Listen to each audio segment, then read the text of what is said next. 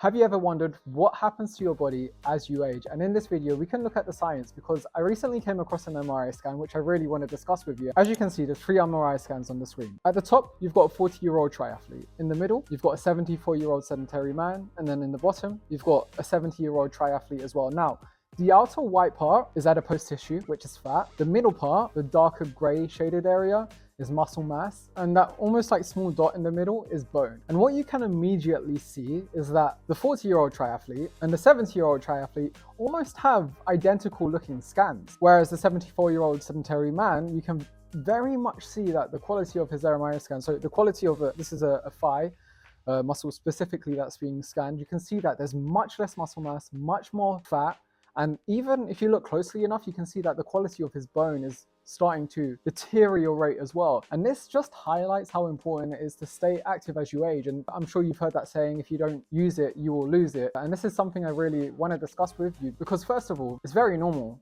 to lose muscle as you age. Of course, you can minimize this, which I'm going to discuss more so in today's video the deeper I get. And as you can see, the 70-year-old triathlete is very much concrete evidence of that.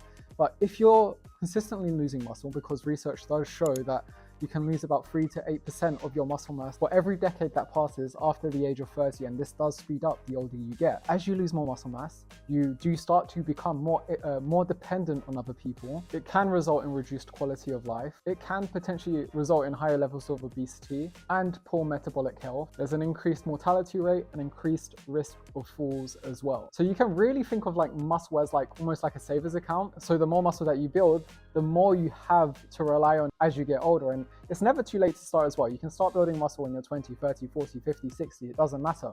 But again, the earlier you start building muscle or you saving money into a savings account, as the years pass by and you get older, again, the more you have to fall back on and really like just save you, for lack of a better word. Now, I do want to say you don't have to be a triathlete, but what I am saying is that if you stay physically active, regardless of the type of exercise, preferably strength training, it can really, again, slow down that decline. I do have one-to-one online fitness members as well who are very consistent with their strength training, which, you know, maybe they're not 40, 50, 60, 70 years old, some of them, but again, they're really stacking up muscle for their savings account because the older they get, that muscle deterioration isn't going to be as much of a problem. And muscle mass is really like, it's just so valuable and so precious, and you can really yield the benefits from just training maybe 3 times a week with a progressive overload.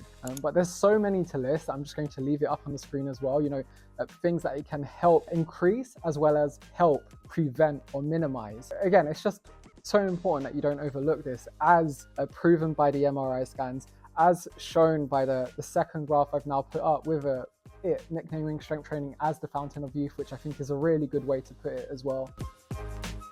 Again, if you want to ensure that you are staying healthy on the inside as well, make sure you're strength training with a progressive overload. This isn't the only way, but it is a very efficient way. I would say anywhere about 3 to 4 times weekly can be a very good sweet spot. And if you don't know where to start with your strength training, then grab the free workout plan via the link in the description of this video. And then when it comes to nutrition, ensure that you're eating and drinking enough calories. And if you don't know how many calories to aim for, I also have a link for my free calorie calculator. Aim for adequate protein as well. And if you don't know how much protein to aim for, then I would say a minimum, so keyword minimum, you can absolutely get more if you want, of 0.7 grams per pound of body weight. And that would be a great protein goal minimum to aim for as well. So otherwise, I do hope you enjoyed this video. Again, free workout plan and calorie calculator in the link in the description of this video. Take care, and I'll see you in the next one.